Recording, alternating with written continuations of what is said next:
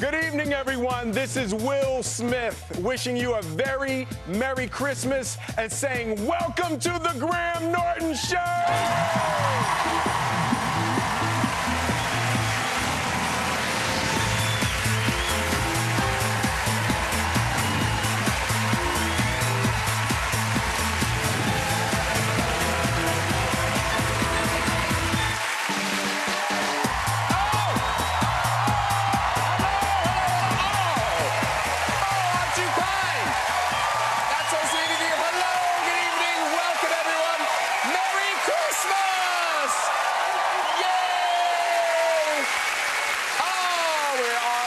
Festive, aren't we? Yes, we are. So Christmassy. Has everyone got the Christmas trees up? Have you? Have you? Have you? Cool. All right. Not the police. Yes, we have. Can you believe some people are so stupid they ordered a tree too big to fit through their front door? Yeah, number 10 now. I mean, Teresa, really. Measure. The Theresa May did put a little decoration on top of that tree. Yeah. I imagine she enjoyed ramming that branch up its arse. Now, did you all enjoy your office Christmas parties? Did you? I don't remember. Now, look, I hope you remembered the golden rule. The golden rule, ladies and gentlemen, don't have sex in the office. Don't. That's not romantic. Wait till you're somewhere, you know, nice and cosy, and when the mood takes you, you can pop upstairs. Yeah. Ding, ding. Room for a small one. Hey, let's get some guests on! Later, we'll have music performer Keen from and Tom Chaplin. Yes, he'll be performing his new single, Midnight Mass, our true Christmas treat. But first, no Christmas is complete without this man's festive food and cheer. Here to talk about his 20th cookbook, please welcome the award-winning chef and restaurateur, Jamie Oliver! Hello, sir. Lovely to see you. Very smart, very smart. Jamie Oliver. She's gone from soap star to Doctor Who companion. Now she stars as the Queen herself in the hit series Victoria. Please welcome Jenna Coulmman. I think it's full length. Proper Christmas dress. It's very nice. Jamie, Jenna, Jamie. And he's one of the world's biggest movie stars and one of our favourite guests on the show. It's always a pleasure to welcome the great Will Smith.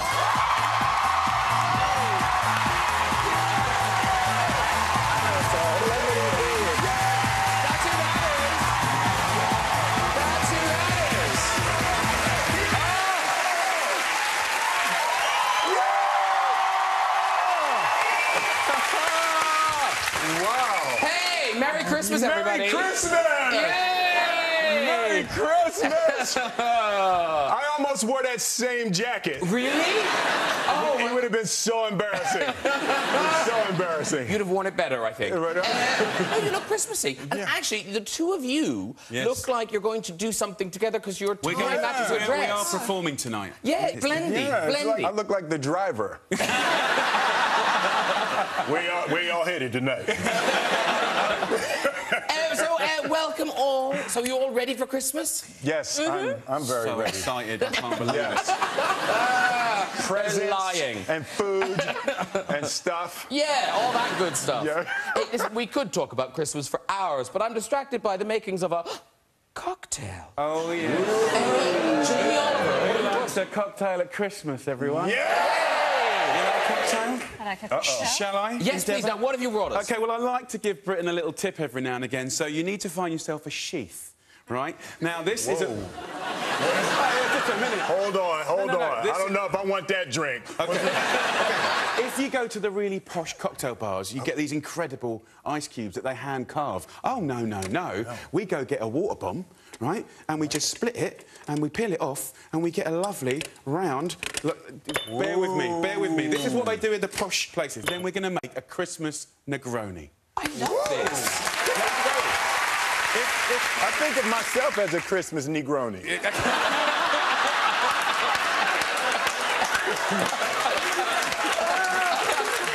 Only you could have said that.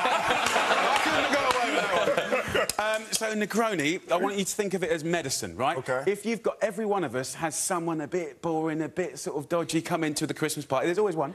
So then what you do is you take this Negroni, a.k.a. medicine... Medicine. Right? And it turns people that are a bit problematic and boring into interesting people. Whoa! So a Negroni is 20... What's Jamie trying to say? I know, right? Yeah. And he's pouring 3 drinks. This is 20 mils of Campari, 20 mils of vermouth rosso, which we've scented with a little cinnamon and Christmas fare. Yes. And then we have a little gin, a little bit of clementine to get you going. Are you ready for this? I'm like, come on, man. Now, once you sip this, if you don't become more interested, I don't know what's going to happen. Okay. Okay. Go on. Okay. Lovely. Take one, pass it down. It's like school. Yeah, go on. Oh, we have 4. We have 4. We have 4. Yes. No, we're all there. Cheers. Merry Christmas. Merry Christmas. Merry Christmas, everyone. This is a bit like A Christmas Carol and We Are Scrooge, because like Merry Christmas, everybody. It's like 600 Tiny Tims. Yeah. Okay. Oh, come on. Come on. Oh, that is delicious. Oh, come, the world's changing. Hold on, I'll be the judge of whether or not it's delicious. No, I like that. It has just enough Christmas in it. Here's the thing. No, that's very good. That's right. You want to sit? You want to sit? Hold on. Here we go. I drank from this side, so you can drink from that side. You can drink from the other side. You got that? No. You can see what you think? Is this like feeding a gremlin after midnight? How's that? That's good. That's good. It's not too bad. I'm not mad at that. Yeah, it's delicious. Yeah. It's good, isn't it? It's nice. Yeah, that's good. No, I'm not mad at that. So now we've got our Christmas cocktail.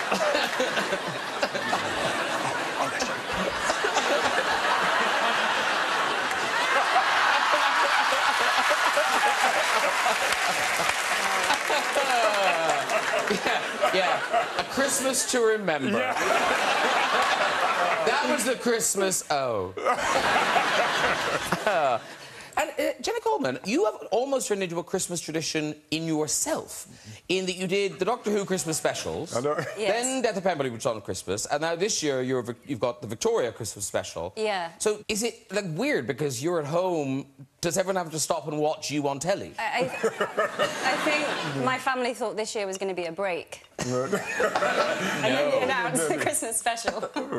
And do you watch it, or do you kind of just Sky Plus it and then come back to it? My grandma will always watch it unless Wimbledon's on, and then I get Sky Plus all of the time.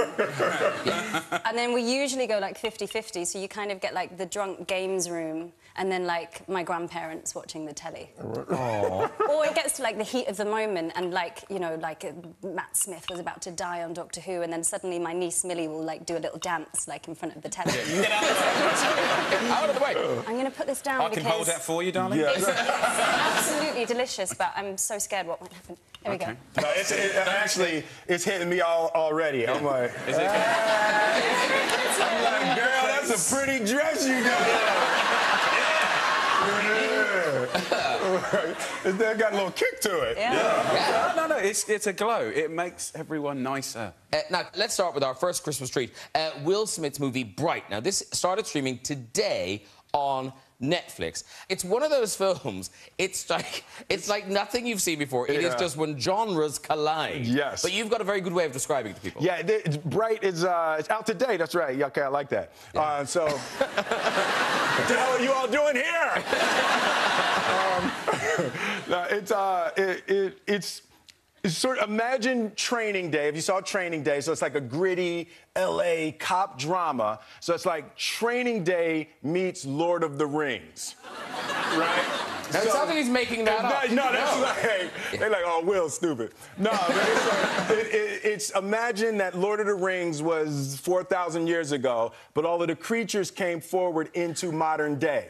So it's a modern day, like rough LA cop drama, but there's orcs and there's fairies and there's elves and as if they had come into society. So it's a really it's essentially about racism, right? So it's a really interesting, bizarre, fun action way. Because it does take about kind of 5 to 10 minutes to get your head around it. Yeah. And then once you're in it, because the world is so complete. Yes, it's really bizarre. Joel Edgerton is he plays an orc.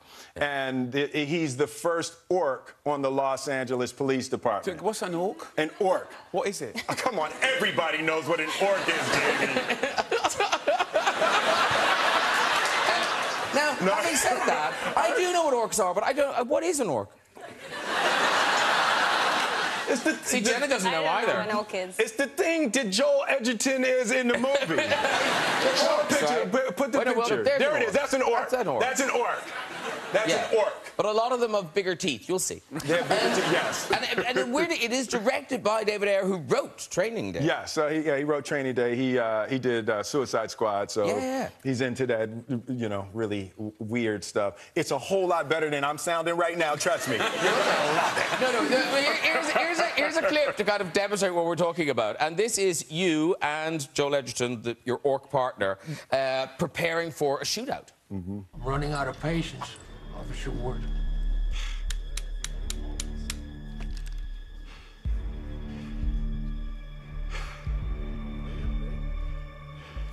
Let's give him the wine.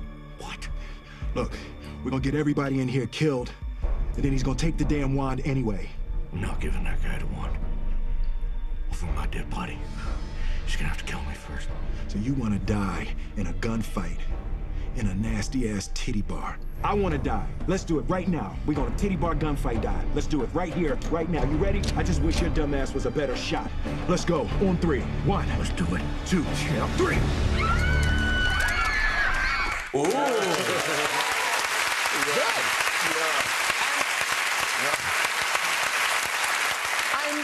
I'm sure you are wearing some makeup in this film. I know, yeah. But Joel Edgerton's wearing a lot. It was terrible. Joel Edgerton, he had 4 hours a day in makeup. Wow. He had 4 hours, so he would do 4 hours, and then I'd show up like this. You know, so he would have the 4 hours, and I'd come on set, and I'm like, hey, all right, Joel, what's up? He's like, No. So, yeah, I mean, I felt bad taking most of the money. Yeah.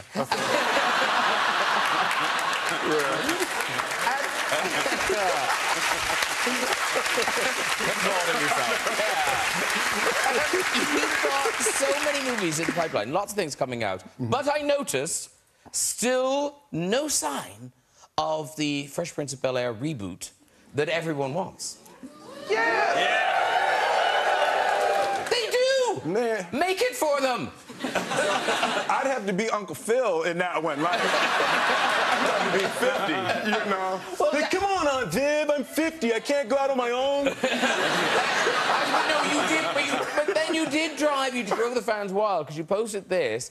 So how did this happen? Did you bump into them, or like was it a reunion? What was so it? every year, Karen has a charitable event, and she hosts a lunch with the cast of The Fresh Prince. So we do that every year, and it'll be, you know, 10 or 12 people from around the world that have won this lunch. So that's in Los Angeles, and the people flew in, and we have the lunch with the fans who gave the most to charity. And you mentioned you would play Uncle Phil. A weird thing happened. You, I think you were in Africa and you bungee jumped. I bungee jumped, yes. Okay. Some people filmed this and then you filmed the rest. So here you are. Yeah, a bungee jump. So there you go. And then you're filming it yourself on like a GoPro or something. GoPro, yeah. And then people notice that if you freeze frame it at a certain point, you look remarkably like the late James Avery. It's crazy, right? Yes! Yeah. You're never bungee jumping again. Yeah. It's all the blood rushing to my head. But that's really, like, who's going through it frame by frame? You didn't see that. I love it. Jenna Coleman's Christmas treat for us is Victoria, a Christmas special. And it goes out on ITV on Christmas Day at 9 p.m. And it's sort of perfect because so much of kind of our Christmas came from Victoria, that period. Yeah, from Albert, really. So it's before the Christmas tree was even in England. Wow. And so there's a lot of, like, you know, why on earth would you bring a forest into your home for Christmas? It is an odd thing, but it's lovely. It is an odd thing. Yeah. Yeah, it's and before Christmas cards were invented, so you kind of see Christmas becoming the Christmas as we now know it. Got it. So you get that side of it. You get kind of how Victoria, they created Christmas. But then there's also this, and so this is true, the story about her adopting the child. Yeah, it's so Victoria got an unexpected Christmas gift, which was a young girl called Sarah Forbes. who was going to be sacrificed and then got sent over to Victoria. And as a gift, and Victoria decided to educate her. Where was it? From Africa? Yeah. Okay. Yeah, King Gezo King Gezo. of Dahomey. To send, yeah, to... So he's going to sacrifice her and then thought, oh no, Victoria would love this. I mean, it was unexpected. Yeah. That's so difficult to wrap. Yeah. There is a line where at first she thinks it's going to be a baby elephant, and then she arrives into the room and there's a complete confusion because you're giving me a little girl, and becomes develops this amazing relationship with this young girl throughout her entire life, and educates her. She becomes part of the court. Did you know this story? No. I've never heard this story. Never heard this story. Extraordinary. Well, we're going to watch a clip. So this is you and the girl, and is there anything else you need to tell us about this?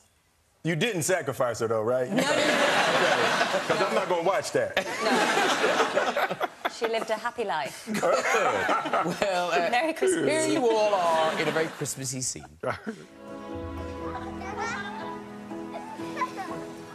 Okay, let's go, Patsy. On we go. Victoria, do you know that my mother, she taught me how to skate? Do you remember? Yeah, I remember. Perhaps one day we could teach Vicky ourselves. Harriet, may I? No, thank you. You coming? Would you like to try skating with Sarah? No, thank you, Your Majesty. But it's quite safe. Promise. Victoria, hurry! We are waiting. I'm going to stay here with Sarah. Would you like to build a snowman? A snowman? I'll show you.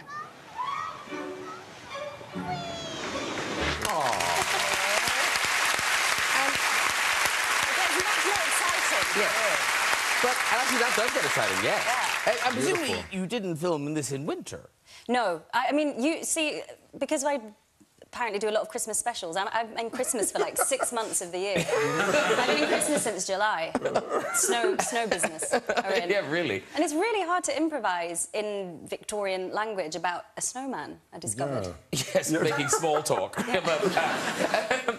But the thing is, you just went from school to Emmerdale. Yeah. Like, you didn't go to drama school in between. No. No, straight in. Yeah, I didn't know what I was doing. Because it is one of those weird jobs where people kind of think, oh, yeah. well, you learn it and then say it. Yeah. And that's the end of it. But there's a lot of technical stuff. Yeah, there's like, find your light. Yeah. Be like... Yeah, that's really, find my light. Or didn't you had a problem with marks as well, hitting a mark. I could never hit a mark because I am a good multitasker, but, you know, when you have to kind of, like, throw in a prop and I'm totally lost. Yeah. But it would always be, like, hit your mark. And I did a couple of days on Captain America, and it was, like, the first film that I'd ever done, and it was all, like, really big. And obviously the setups are massive. And all I remember is I'd obviously not hit my mark, and I just remember feeling someone, like, slap the bottom of my leg. Move over. Count to your mark. Get over. You in my mark, girl. That's my mark move. And what was the thing on Doctor Who when it was another actor? It was his first. I think it was his first job. Oh yeah. So it was his first job out of drama school, and you know what a sausage is, right? A sausage? Yeah, like a. You notice she didn't ask me. Yeah. But jealous.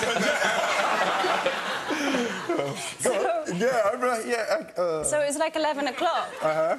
Do you call it something different in America? We probably call it something... I mean, unless it's, like, meat, then okay. we probably call it something There's different. obviously a big confusion somewhere. Yeah. But, so we call marks that are raised here a sausage. Yep, we don't say that in the No. States. So it's called a sausage mark. Yeah, just don't do A that. sausage Oh, no. mark. Okay. Now, we call them raised marks. Really? Interesting. Yeah. So anyway, it was this poor guy's first day, and it was like 11 o'clock, and I was like, we were setting up a shot, and I was like, can I get a sausage, please? And I paid no attention, and then someone came and brought a mark, and this guy was like, oh, I'm so relieved. He was like, I literally thought it was like 11 o'clock in time for, like, Jenna's morning sausage snack. Like being a diva. Sausage! Sausage! Oh, Sausage, man, please. listen, that girl don't get her 11 o'clock sausage. We ain't gonna shoot nothing today. And And Jamie Oliver, you were kind of... famously, you were kind of plucked from obscurity. You were just a sous chef, and then you got your own series. But now, I don't think I knew this. So Series 1 didn't go that well. Well, not the series. The programme one. Don't write me whole series off. No. Well, yeah, it was the first time I actually never wanted to be on telly, so we did the first show, and it was terrible. It was really, really bad, and... That was me before my face grew into my lips, all right? Basically, it was really bad, and I think...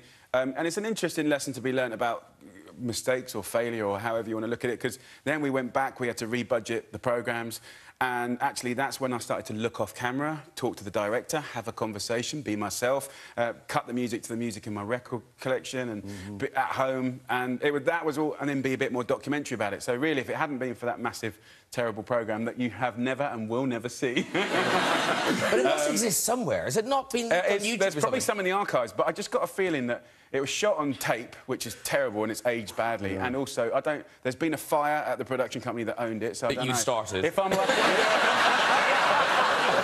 But, you know, I'm the same as, like, with the words and the sort of lingo that goes with filming. They used to shout, "Speed!" And I used to go, what is this drug problem, mate? Check the gate. We haven't got a gate. Now, here's the thing. Fresh Prince, that was your very first acting job. You'd never acted before. Never acted. So presumably you're doing that thing of just learning on set. Yes, absolutely. Yeah, that was... I had, you know, I was very, very focused on being successful. So I learned the entire script and I learned everybody else's line and I knew everything about it. And if you watch like the first 4 or 5 episodes, you can see I'm mouthing the other people's lines. No way. Yeah, so I'd be like, and like you said, no way, I'd be like, and I was like, oh my God. But it's like nobody noticed because psychologically you're looking at the person who's talking, but it's terrible. Like I can't bear to watch. It makes me want to go back and watch them now. Yeah. But going even further back, before the acting, before Fresh Prince, there was music. There was music, yes. And I was going through my record collection only the other day. Oh, no. Tragedy. And oh, no. This is... Wow. Unbelievably, this is 30 years old. That is 30 years old. This is 30 years old. Wow. DJ Jazzy Jazz and Fresh Prince. How old is Will Smith here? Yeah, I was 18 in that picture. Wow. And, like, look at my face. Like, what am I trying to accomplish? Like, I'm looking like... I tell you what, you want your 11 o'clock sausage, that's what you need. Because didn't you had a hit record while you were still in high school? In high school, yeah. The single from this album is called "Girls Ain't Nothing But Trouble." Yeah. And it's not true. It's not true. But it was the single that came out, and the last month I was in high school, so I was a senior and had a record out for probably about 30 days. That is too much power for one man to have. Didn't they play it at your prom? Yeah, it was. That's awkward though. Like when you're in a place, and like DJs think that's cool. Like if you come in and they put your song on, it just makes you just look stupid because you can't be like, whoa. You know. So then you got to be like, yeah, and everybody's looking at you like, is he gonna sing? Is he gonna sing? And it's like, it's an awkward moment. DJs shouldn't do that. Oh, very good. Now, Jamie Oliver's latest. It's 5 ingredients, quick and easy food. It's out now. Yeah. Now, yeah. Yes. It's the fastest selling book I've ever done, and that just means it's resonating. And I am shocked at how the young kids have got into it, because it's kind of like cooking by numbers. It's sort of like making Lego or something, you know? And actually, I even got not jumped on, but I got complimented by an 80-year-old woman the other day, just saying, and she was clearly a good cook, just saying that she was using it, and her shopping was easier because it's less stuff to buy and all that stuff. So, yeah. And okay, so obviously you could have made it 6 ingredients. Yeah. Or maybe you could have made it 4. I wrote it for 4 originally. Okay. Yeah, and then I kind of you get back and you look at sort of 75. Writing a book's quite an emotional thing for me for lots of strange reasons. It's quite a thing, and I'd done a good job on 4, but then I didn't feel I was giving the British public what they needed, which was a bit of magic. So the 5th is the magic number. You can give a little bit of a spank, a little bit of a polish. Look at this. Whoa, you had a little flip of the wrist. But look how lovely it is. Like, look, there's your 5 ingredients. That's all you need. Boom, boom, boom, boom, boom, ba-doom. Yeah. It's so clever. And that's the 11 o'clock sausage right down the bottom there. Yes. A little bit of chorizo in there. Yeah. It's smoky. And I have to say, I have overheard people talking about this book. People who never think in a million years would be buying a cookbook. But everyone just believes 5 ingredients. Surely I could do that. I think it's in tune with the public now and the way we work and we live now. And have a look. Have I think have a look. It's delicious. I mean, not the book. But you look so handsome. Thank you very much. Photoshop. Will Smith, you're flicking. Do you cook? Would you ever sit down and cook? No. I do now. If you give me only 5 ingredients, I can do this. But... Jenna, do you cook? No. Exactly. I'm a haphazard cook. Hey, if you have to say I 4 times, No, you don't. Yeah. Can you sign this for me? Mm-hmm. I mean, I haven't got a pen, but I can do blood. You do blood for Will Smith. Actually, I'm good. I'll take it. And by the way, we should mention Jamie's other holiday fare is the latest edition of Jamie and Jimmy's Friday Night Feast. Yes. It continues next Friday on Channel 4 at 8 p.m. Woo! So before, Oh, sorry. Yeah. And what we're talking about, let's have a look at a clip. Here we go. You only have to do this, like, once or twice a year. You can make a batch and freeze it. Yeah? And then when you come back from a gig, a few prawns. You think I'm going to do this when I get home? I hope so. It's never going to happen, is it? No, I'll be doing this. Hello, is that the Thai takeaway? Yeah. 4 lemongrass. And for that, we're going to give it a little spank. Did you just spank the lemongrass? Yes, I did. It's the name of my new band, actually. Not a lot of cooking. There was a little...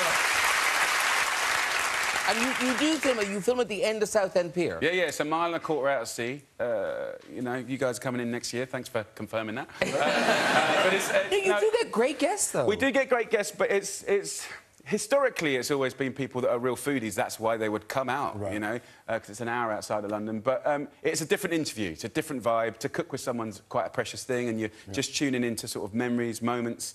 And we had a really nice mix of actors and singers and all sorts. But this year, I did get Luke Skywalker, Mark Hamill. Oh, yes. Okay. And that was a moment for me, because obviously he was a big part of my childhood. Yeah. And look, you are a proper Star Wars fan. I am a proper, as is Jimmy. So we were kind of fighting. We were trying to get the lines in, like, and like, steal each other's lines to ask the question. But and it was the most brilliant and one of the hardest interviews I've ever done. Because he's got so many stories. Yeah. So, like, you're just tangenting all over the place. And me and Jim were trying to bring him back, but it wasn't happening. But it was great. And it's like you can't get a word in edgewise. Mm-hmm. Yeah, I know how that feels. Now, if you think Jamie Oliver's exaggerating about how much of a fan he is of Star Wars, here's a picture. And this is you. This is Jamie taking a couple of his kids to school. Oh, yes. And that's a proper... That's not your... But just look how proud Poppy and Daisy are. They're like... So the thing is, it's tough being a teenage dad. I'm trying to get better at it, and I went to parents' evening and stop being embarrassing, and I'm only breathing. So after that, I'm trying to calibrate my embarrassingness, and that I felt was appropriate. And this is your proper... Like, that's not a... No, I bought that. Yeah. That's from Pinewood Studios, legit mould, massive chuffing around the growler, though. Yeah. I mean, it's like...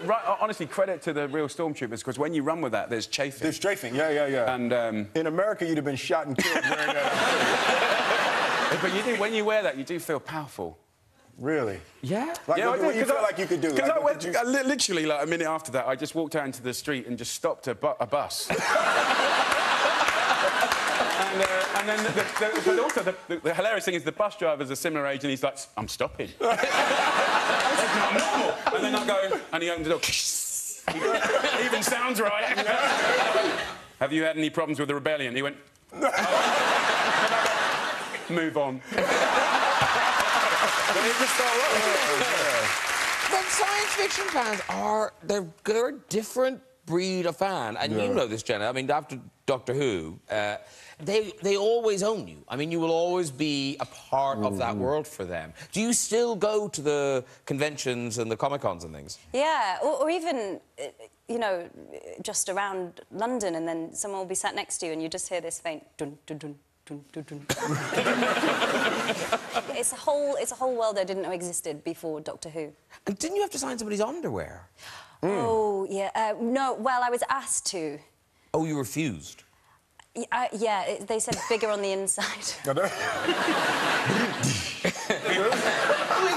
a TARDIS reference. Have you ever seen Doctor Who? No, I have not. It's Sorry. bigger on the inside. Okay, got it. It's a line. All right. I was like, well, that's not fun. I get it. Okay, I get it. Now, talking of science fiction classics, it is a year of anniversaries. 20 years since the original Men in Black. Oh, wow. Really? I know. 20 years, wow. I know, but in my head, well, that's a new movie. I know. It's like, that's a new one, yeah. That is great. Like, when people say lines to you, it's like people, you shouldn't do that. Like, just for the fans, we should, like, help. Like, don't walk up to people and say the line from the movie. Because it's like, people walk up, hey, Will, I'll make this look good. I'm like, that's not how that line goes. And, like, it's just awkward. Yeah, man, only 73,000 people said that to me in the lab. Yeah, it's just like, it just creates awkward moments. We won't do that. Cancel that idea. We're not doing that. I didn't realise. So Steven Spielberg, he produced it. Yeah, Steven Spielberg produced the Men in Blacks. And so the two of you would go to screenings of this film. Well, no, that was like that was one of my, I was brand new, I'm making movies, I'm excited. And so they have what's called test screenings, where they'll show the movie to people before it comes out. So I'm going, and it's my first test screening for Men in Black. I'm excited, and we're in the back, and I'm like, hey, come on, we got to go in and get a seat.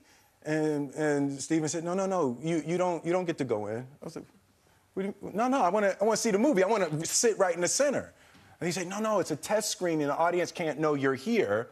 If they know you're here, it'll, like, skew their opinion. They'll, like, clap different. They'll do, like, so they can't know you're here. After the movie starts, we'll let it get started, and then we'll go in and sit in the back row. I was like, who wants to sit in the back row of a movie? Those people back there are pissed right now. Right? It's like, but he said, and we sat, and I watched Men in Black with Steven Spielberg, and he explained the movements of the backs of people's heads. He was like, you can learn everything you need to know from the backs of people's heads watching the movie.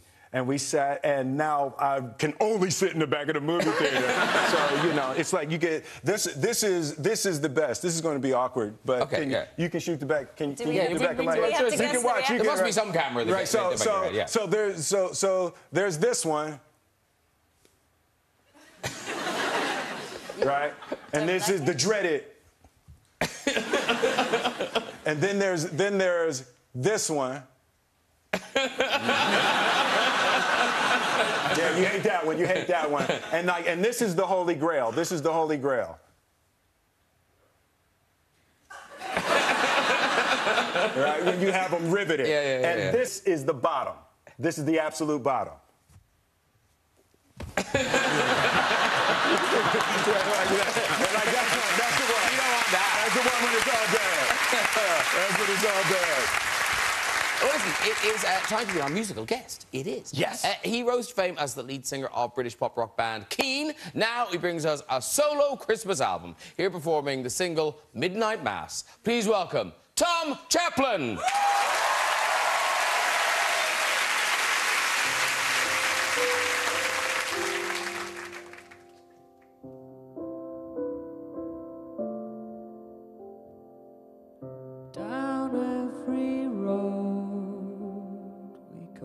through driving snow. We come all running on empty, but still dying to make it home. In spite of everything, to simple truths we cling to, follow the guiding star of love in our hearts and homes.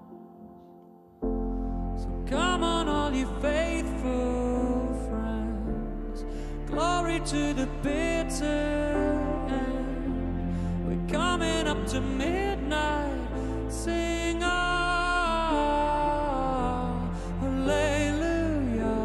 Yeah, come on, all you faithful, believe. Let's sing it up for Christmas Eve, 'cause it's coming up to midnight, sing hallelujah,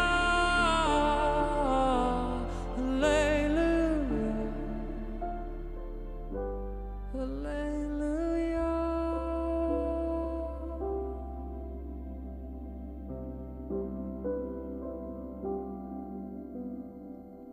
Step and shake off the snow, safe in the fire glow. Raise up our voices, send them echoing on and on.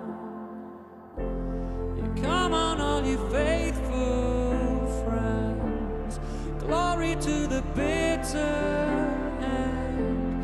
We're coming up to midnight, sing hallelujah. You come on, all you faithful, believe. Let's sing it up for Christmas Eve, 'cause it's coming up to midnight, sing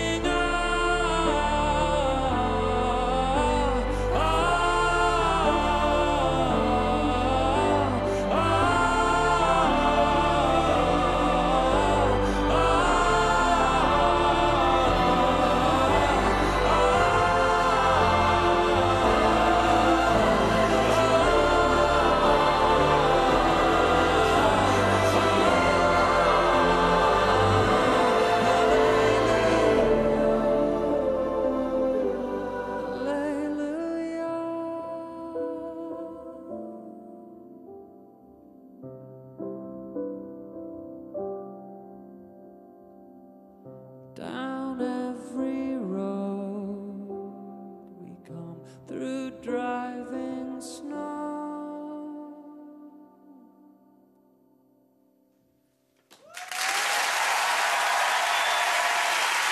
Beautiful. Tom Kaplan, thank you so much to the choir. And the orchestra. Come on over, Tom. Beautiful. So Christmassy. Thank you so much. Come to see you. Merry Christmas. Come and say hi to everybody. Jamie, Jenna, Will. You all shove up a bit. There we go. Very good. That is gorgeous. Midnight Mass, and that is off the Christmas album. Oh, yes. The 12 Tales of Christmas. Now, this is unusual because it's your second solo album, and you've gone straight to Christmas. Well, because, you know... Yeah. Yeah. So Well, you obviously love Christmas.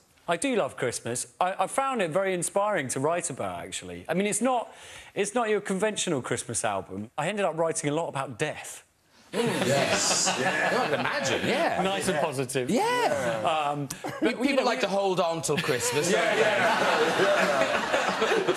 But, I mean, I think Christmas does bring... It's time of reflection, so it brings, you know, it brings up all sorts of feelings for us. Obviously, people that we might have lost along the way. But also joy and despair and drunkenness and anger and crying on the stairs. Yes. No, I get that. I get that. Crappy presents we didn't want. Now, talking of Christmas, Tom Chapman, what was the thing? So one year, you got a turkey that was too... How would a turkey be too big? Well, we only had a few of us round, and we left it to the last minute, so we ended up being the idiots going into the supermarket on Christmas Eve, and there was one turkey left that was for, like, 18 to 20 people. And we cooked it up, and obviously there was loads left. And my wife, bear in mind, was a vegetarian, strict vegetarian at the time. So she claimed she didn't want to eat it. But then, yeah, so we cooked it. No one. It didn't get finished. It got put in the fridge out in the shed.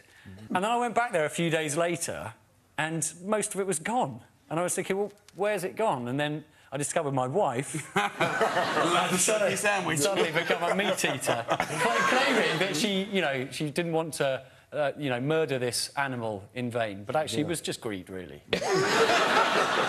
And she's stuck with the meat. Merry Christmas. It's kind of like going black. You never go back.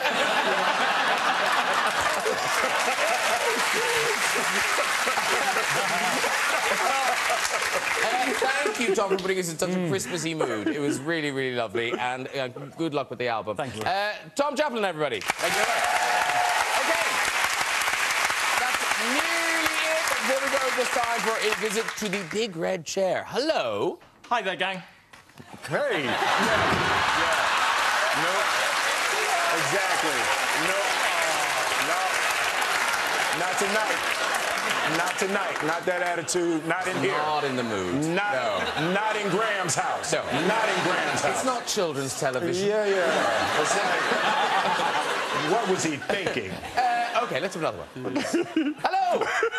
Hello. Hi. What's your name? Marsha. Marsha, lovely. And what do you do, Marsha? Nothing. OK. Everyone wants to sit next to Marsha at dinner.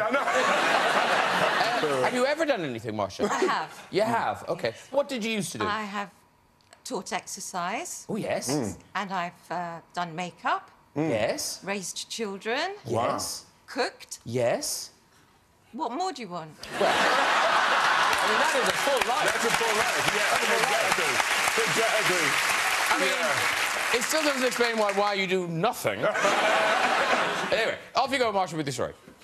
So many years ago, I'd gone into a very exclusive clothes shop. It's not funny yet. So I'd gone into a clothes shop and went to try on some clothes, and there was someone next to me in the next changing room, and I recognised her. So we spent the next half hour trying on clothes, and we were very honest with each other, and I said to her, "That's really nice on you," and she said, "That's really nice on you," and then when we were totally honest with each other, after about half an hour, she came out of the changing room, and I said to her, "No, that's really not your colour, that just doesn't suit you," and she said to me, "This is what I came in wearing." That's a great story. You can go. That was an actual good story. You know, a punchline. Yeah. And I didn't see it coming. I thought she was going to be a famous person. I thought she was going to say, like, Theresa May or something. Yes. Yeah, in a kitten heel. OK, one more. Hello. Hello. Hi, how are you? I'm fine, thank you. And what's your name? It's Gemma. Gemma, lovely. And what do you do, Gemma? I'm a full-time mum. Oh, how many kids? 3. 3, what ages? 18, 14 and 12. That sounds like trouble. Yes. Yeah. She's in the teeth of the crocodile right now. Yeah. No wonder if you come out for the night. Yeah. All right, off you go with this story. It was my first ever driving test, and I was extremely nervous. I was taking the test in my own car. So I got to the test centre, and the examiner came out, and she checked around the car to check it was safe. She got into the vehicle with me, and she had a little look around to check everything was OK. She noticed that on the front there was a little bag with nuts and bolts in, which she asked me to remove and put in the back of the car. I picked them up and I swung them, what I thought, between the seats, and I smashed the poor lady in the face. And I split her nose, and it was pouring with blood. And the poor lady was searching for a tissue for this whole time, and I ended up reversing into a fence. Oh, bless. You can walk. You suffered it up. You suffered it up. Well done, everyone. If you'd like to find yourself to the show or have a go on the right chair, you can contact us via our website at this very address. That is it for tonight. Please say a huge thank you to my guest, Mr. Tom Chaplin. Jamie Oliver. Jenna Coulmon. And Mr. Will Smit. We'll be back here on New Year's Eve with a very starring Hogmanay sofa, including Hollywood heartthrob Zac Efron and the great Hugh Jackman. On the way, have a very happy Christmas. Good night, everybody. Bye-bye.